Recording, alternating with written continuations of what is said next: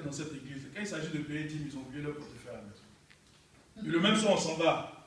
Nous qui avons payé 10 000 là, on s'en va maintenant au jackpot, on les voit là-bas. Là, miraculeusement, leur portefeuille est revenu dans leur poche. Écoute, je ne sais pas de qui se moque-t-on.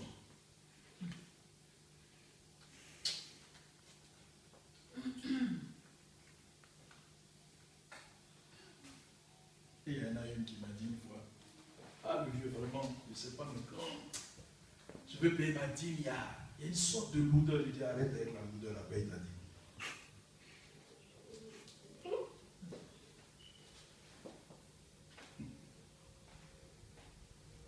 Je vous ai dit, je peux me mettre là et puis prêcher sur ça, parce que moi-même, je suis un payeur de dîme. Donc arrêtons. On est là et c'est les premiers qui sont en intercession. Seigneur, que l'œuvre avance, mais ça va avancer comment?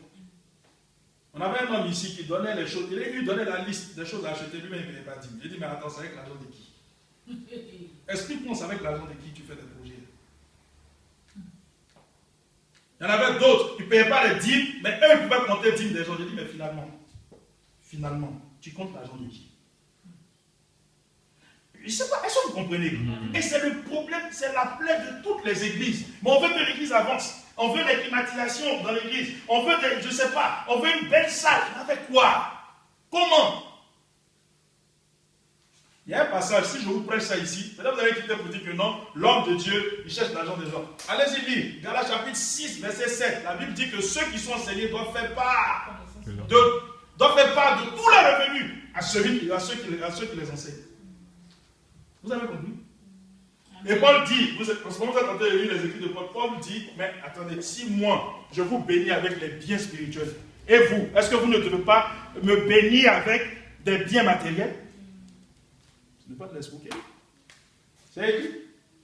Mais j'évite tous ces passages-là pour vous montrer que je n'ai pas besoin de votre argent. Amen. Quand tu payes ta dîme, c'est pour le fonctionnement de l'église. C'est pas pour m'enrichir. Ok. 15e conséquence. Ésaïe chapitre 57, verset 15.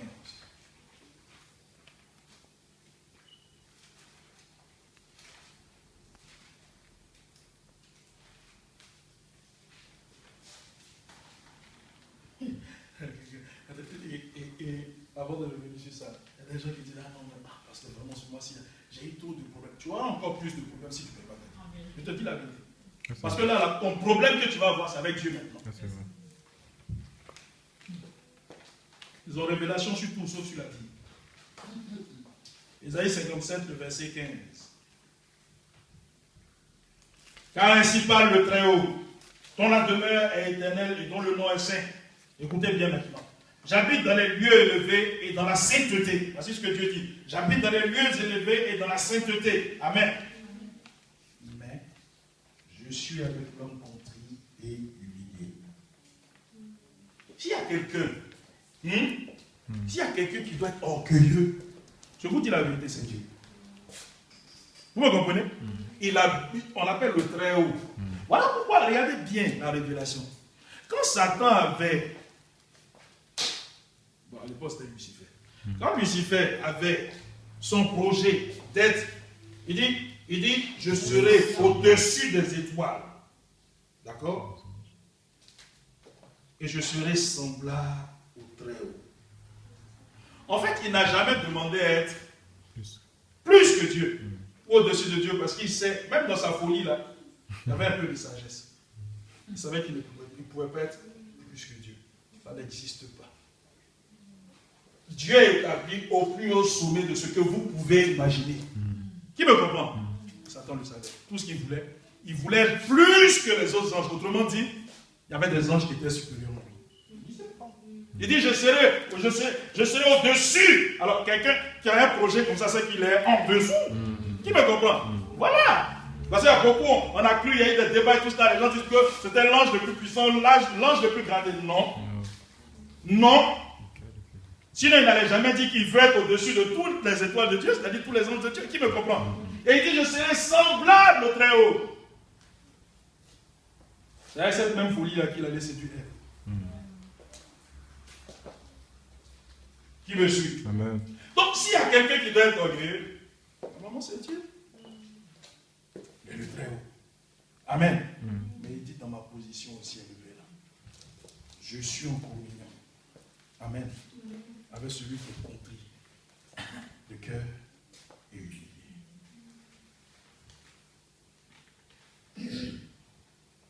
Regarde, quand on parle de soit en communion avec Dieu, avant même l'esprit de prière, ou encore une vie de prière, avant même une vie de jeûne et d'obéissance, excuse-moi de te le dire, sois humble.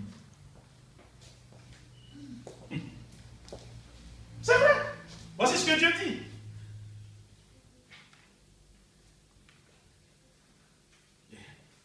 Car ainsi parle le Très-Haut, dont la demeure est éternelle, dont le nom est saint. J'habite dans les lieux élevés et dans la sainteté. Mais je suis avec l'homme contrit et humilié, afin de ranimer les esprits humiliés, afin de ranimer les cœurs contrits. Qui me suit? Tu es orgueilleux, tu ne peux pas être en communion avec Dieu. Parce que le caractère même de Dieu, c'est l'humilité. Il est un Dieu.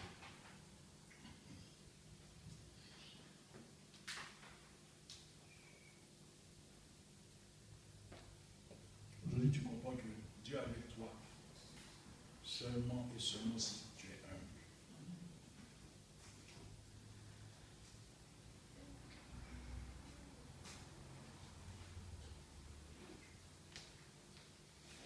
On peut regarder rapidement, ce n'était pas prévu, mais c'est pas ça qui me vient en tête de la part du Seigneur.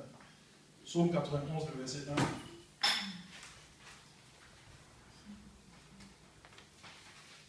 Le psaume que la plupart des chrétiens aiment beaucoup.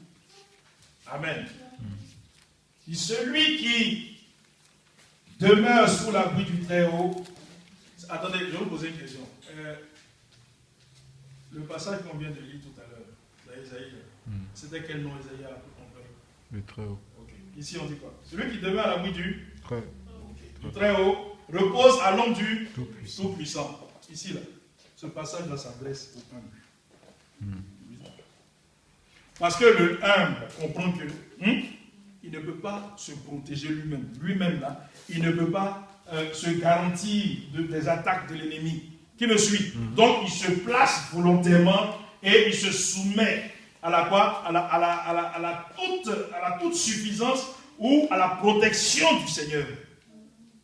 Celui qui est humble. Donc si tu n'es pas humble, ne récite pas ce passage parce que ça ne marchera pas. Vous comprenez? C'est important. Le celui là, celui, on dit celui, on parle du humble. Il faut être humble. Ok. 16e et dernière conséquence avant la conclusion. Ésaïe chapitre 61, le verset 1.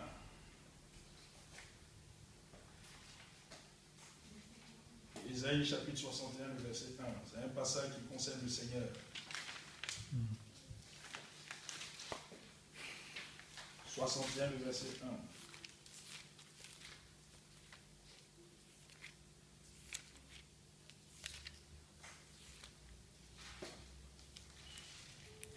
D'accord. L'Esprit du Seigneur l'Éternel est sur moi, car l'Éternel m'a oint pour porter de bonnes nouvelles aux malheureux. Il m'a envoyé pour guérir ceux qui ont le cœur brisé, pour proclamer aux captifs la liberté et aux prisonniers la délivrance. Amen. Je reprends. Il m'a envoyé pour guérir ceux qui ont le cœur brisé. Ceux qui ont le cœur brisé, ceux qui sont humbles. Ceux qui ont le cœur brisé parce qu'ils se lamentent sur leur propre sort et ils savent que de leur propre sort ou de leur propre force, ils ne peuvent rien faire. Ils désespèrent d'eux-mêmes. C'est ça l'humilité. Amen. Et ce passage-là dit que Jésus est venu pour guérir. Autrement dit, dans le mot guérir, comprenez aussi délivrer les humbles de cœur. Alléluia. Non. Chaque fois que tu as l'occasion de t'humilier, fais-le. Parce qu'après toutes ces conséquences qu'on vient de voir par rapport à l'humilité, Ça vaut la peine d'être humble. Qui me suit? Amen. Je vais conclure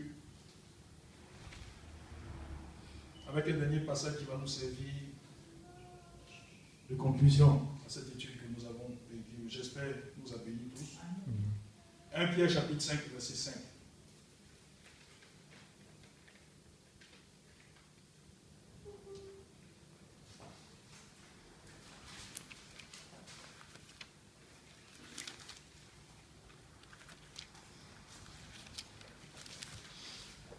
Pierre chapitre 5, verset 5, et on va prendre la deuxième partie, la partie B. Non, commençons même par lire même au commencement.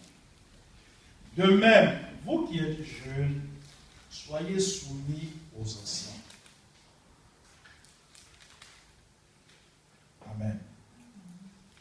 Bon, ici, là, on dit jeune et puis ancien, on ne parle pas de l'âge. Vous comprenez? On ne parle pas de l'âge. Parce que le jeune en question, là, peut être plus âgé que l'ancien. Qui me suit? Vous comprenez?